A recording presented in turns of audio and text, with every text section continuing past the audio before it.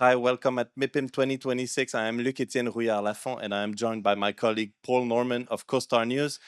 We are joined today by Mr. James Sparrow, who is Chief Executive at Savills UK and EMEA. James Sparrow, thank you for being with us on the set. Absolute pleasure. Lovely to see you both. It's a very interesting moment to talk about the real estate market in Europe at the moment.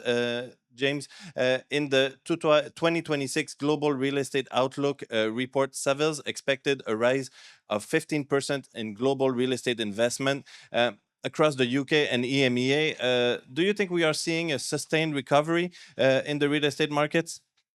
So I think, yes, we are. Well, certainly, yes, we were. Last year, as you say, we predicted a 15% increase. And in fact, that's broadly what happened.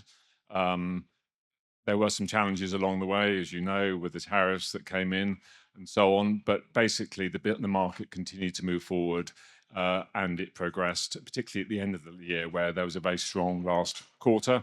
And that continued into this year. So I give you that as a backdrop that things steadily improved. Not a boom, but it was incrementally better. And I think that our view is that it will get incrementally better again this year. So we're expecting it to continue to improve, subject to obviously the world remaining reasonably normal.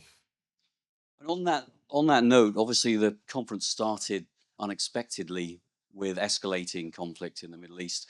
How much has that made people reframe what they're saying, rethink about the year ahead? Yeah, well, clearly that's something that everyone's been talking about. There was great expectation and great positivity and great hope in the build up to this conference in the last few weeks. Clearly, that's been sort of overshadowed somewhat by what's been going on in the Middle East. I mean, firstly, I should say from a personal perspective, from a human perspective, very, very sad.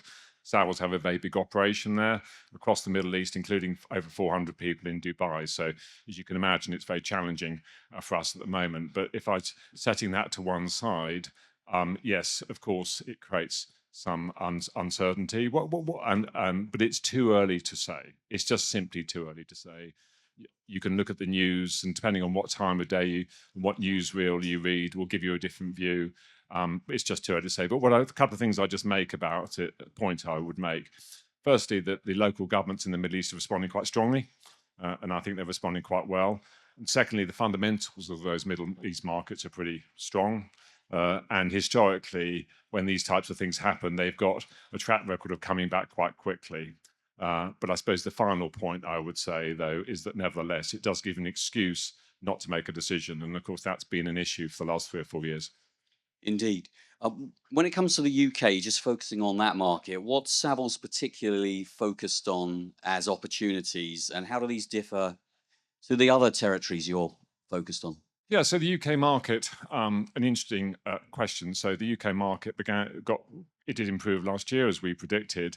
I think the difference was we've been talking about the UK markets very much about living space. Well, that's where the opportunity is, more challenging in other markets. What changed last year is that all the sectors began to come back. Offices in industrial particularly came back quite strongly last year. And so I would say in terms of opportunity in the UK, I would say it's pretty much across all the different sectors. Clearly, there has been issues around supply because of lack of viability and so on, but basically there are opportunities everywhere. The UK, a couple of other points to make about the UK, because I think it's quite important as a market. Firstly, I think it's generally regarded as pretty good value. It's being repriced, so that's positive. Overseas investors generally regard it as a good market to do business in. And the UK generally, and London in particular, remains a particular target for overseas capital. So last year, London received more overseas capital than anywhere else, as it has done for the last 10 years. And that just shows the resilience of it. And I think that is likely to continue into this year. And obviously, we mentioned it earlier, the recovery and the opportunities on the market, or maybe lack thereof in some sectors, have been much discussed during MIPIM 2026. If we look at France in particular, how do you see it compare to its European counterparts, as I said, in terms of recovery? Also of opportunities. Yeah, so actually many of the points I made just now about London and the UK applies to France as well. So look, the big 3 markets in EMEA are the UK, Germany and France. Paris being the biggest office market in Europe, as you know. Germany and France has been a difficult chapter for the last few years. It began to recover last year. 30% increase in real estate transaction activity in France as a whole. So that's a big increase. Slightly distorted for some big deals, but it's beginning to come back. And like the UK and like Germany, we think the fundamentals remain pretty strong. And we think that the recovery in France is beginning to gain some momentum. And what I would say to both of you, actually, I've been here a couple of days now, spoken to many investors, is whereas in the last few years, sort of Germany and France wasn't really being talked about, it certainly is now. So we can begin to see, and I'm not suggesting for a minute there's going to be some big boom, but what I would say is that things are beginning to pick up. James Sparrow, thank you so much for taking the time to speak with us. Thank you, Paul, and thank you all. We'll see you soon at MIPIM 2026.